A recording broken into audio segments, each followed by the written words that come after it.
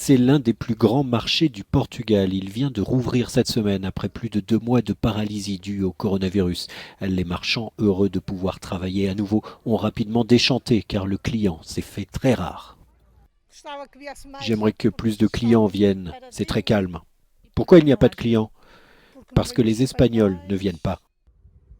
Nous sommes à Valença, une ville portugaise frontalière de l'Espagne. Les magasins ont été autorisés à rouvrir au début du mois, mais 90% des échoppes du centre historique sont toujours fermées.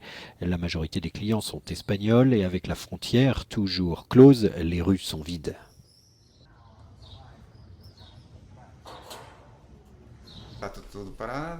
Tout est à l'arrêt, on ne travaille plus, il n'y a personne comme vous voyez, et spécialement ici et dans la vieille ville, parce qu'on travaille beaucoup avec les touristes espagnols.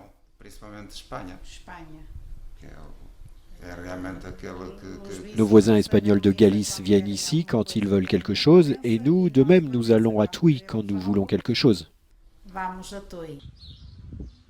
Le maire de Valença ne comprend pas pourquoi la frontière avec l'Espagne est toujours fermée, car Valença ne déplore aucun cas confirmé de Covid-19 pour le moment et la pandémie en Galice a été moins sévère que dans les autres régions espagnoles.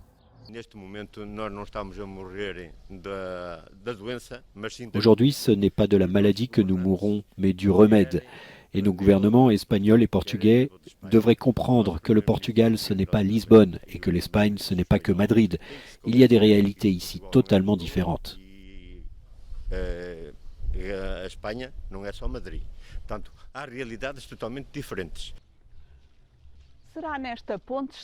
C'est sur ce pont historique qui connecte le nord du Portugal à la Galice que les deux maires de l'Eurocité Valença-Tui vont demander lors d'une conférence de presse ce vendredi la réouverture de la frontière entre l'Espagne et le Portugal.